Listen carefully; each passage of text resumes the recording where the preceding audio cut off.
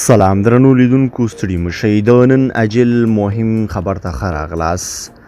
د میدان وردګو طالبان وایي کوم د تصفیې کمیسیون فورمې تایید نه کړي پر ضد یې وسلوال پاڅون کوو. دوی زیاتوي د تصفیې کمیسیون د کندهاري طالبانو په کنټرول کې دی.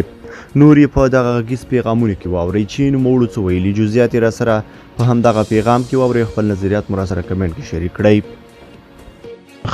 د ګروپ ټولو مجاهدینو ورونو ته السلام علیکم ورحمة بسم الله الرحمن الرحیم. اول د هر څه نه د مخه د ګروپ ټولو مجاهدینو ورونو ته السلام علیکم ورحمة الله وبرکاته. وبعد د کومه فرمه د تصفیې چې اوس راغلې ده او دغه ګروپو کې کار ته پورته کېږي چې د وردګو په حساب چې دغلته درغلي شوې ده او هر سړي ته یې فرمه تایید کړې ده. زه به درته ووایم چې د وردګو نر او ښځې ماشومان سپین ږیري والله ټول مجاهدین دي. ښه جهاد یې کړی دی، سخته قرباني یې ورکړې ده او په سختو شپو کې ښه قیام کړی دی. الله پاک دې دغه ټول تکلیفونه الله تعالی په خپل دربار کې ورته قبول او منظور وګرځوي. پاتې شوله معامله د تصفیې کمیسیون دې مهرباني وکړي په قنداریانو کې د تصفیه وکړي، د کریم ذاکر په ملګرو کې د تصفیه وکړي، د ملا فاضل په نفره کې د تصفیه وکړي چې ټول هغه د تیر نظام اربکیان، چرسیان، پډریان راوستلي دي چې نه په اصولو پوهېږي نه په شریعت پوهېږي. زه په دوی قسم خورم چې مونږ هم حتی نه وي زده. هغو ته اوس تصفیې فرمه تایید شوی او هغه مجاهد دی. تاسې راشئ دلته پنجشیر ته، پروان ته، کاپیسا ته. زه د دغو ملتو د احوال نه خبر یم. زه په حالات ټول وینم په خپلو سترګو باندې، نه تبلیغ کوم او نه په دوی پسې درواغ تړم. والله قسم خورم چې په دو پنجشیر کې دو قنداریانو د کریم ذاکر نفرو دغسې کیسې روانې کړي. والله که څوک په یهودو کې هم وکړو د کورونه خلک په زور باسي، هلکان تښتوي، پوستو ته بیایي، بد پیلونه ورسره کوي، ښځې هذا القیاس. آخر خو مسلمان دي، د موږ تاسو د مذهب پلویان خو دي، نو دوی ته بیخي داسې معلومیږي چې دا ستر کفار دي. هغه هم په هر حال باندې الله تعالی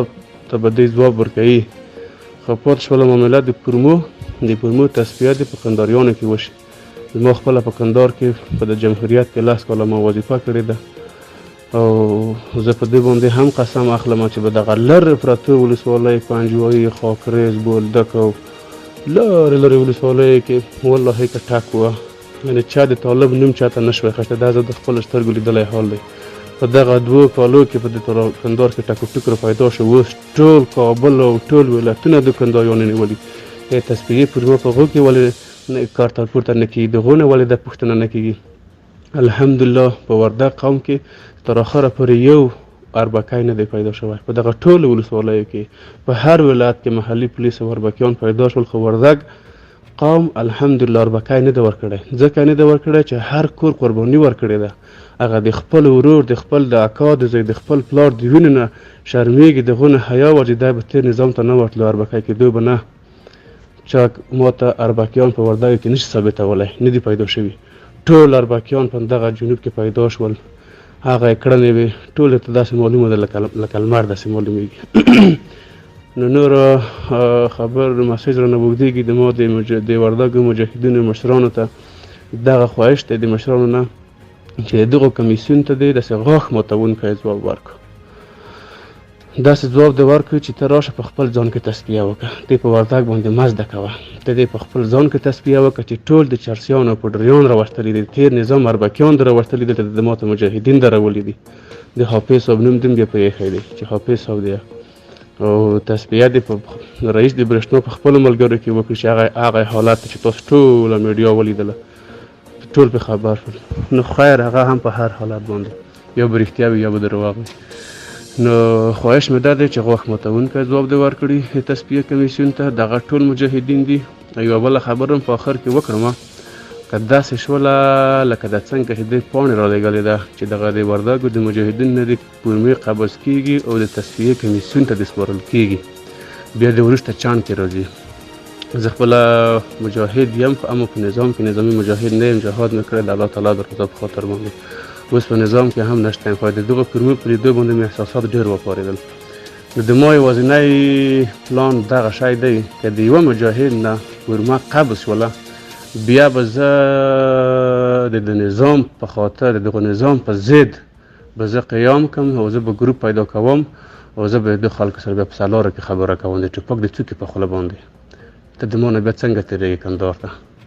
اربکیه چرسي پوډریه ته به د ما نه څنګه ځې څنګه د ما نه په کومه لار د ما نه ځې یو که په تیاره کې رانه لاړ شي هغه نه پوهېږم کنې والله که خو د ما نه جنوب ته یو مجاهد د ما نه تېر یو طالب د ما نه تېر زه به د خپل نوم ګرځوم ورته نور د موږ حوصلې مه ازمویئ د مجاهدینو نه مې دغه خواهش دی چې په کلکه باندې ودرېږي او غاښ ماتونکی ځواب ورکړي نور نو درته مزاحم کېږم نه ښه وختونه درته غواړم الله پاک مجاهدینو وردګو مجاهدینو ورونو په خپله چارو کې کامیاب لره السلام علیکم ورحمت الله السلام علیکم ورحمت الله وبرکاته زه قاری الهام نورونو دا پرمو موضوع دا ډیره ګرمه روانه ده په کټ ټول مجاهدینو په خپله کورو کې کېدی د پرمې هېڅ چاته یې ور نه وړی دا څه موټر خو موږ نه دی بدل کړی چې بې پښې مو نه یو بېرته یې ورته راوړو جهاد هم کړی ښه په نره کې هم جهاد کړی دی د امریکا ارمیخ په دغه خاوره کې مات شوی دی د الله تعالی په نصرت باندې او د دغه ولس په قربانیو باندې د مشرانو په اخلاص باندې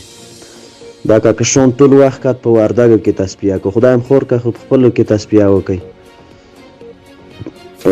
پخواني لغړیان د رازق ملګري هغه د صف نه وباسئ هغه د تیر نظام هغه اربکیان هغه فاحش خلک دغه د نظام نه وباسئ فقط حافظ صاحب دی حافظ صاحب د لمانځه فرض نه ویزده سیوا دې دومره نام کړی 11,500 کسانو ته 11,500 نفر ویایي ارګ ته هرګ ویایي خدای هم یې خور که په قطر دره پیټکیم تړلي وي 3 متره شاملې د شریعت مخالف دم پرې ایښي وي په دغو مجاهدینو پسې مرخصې ده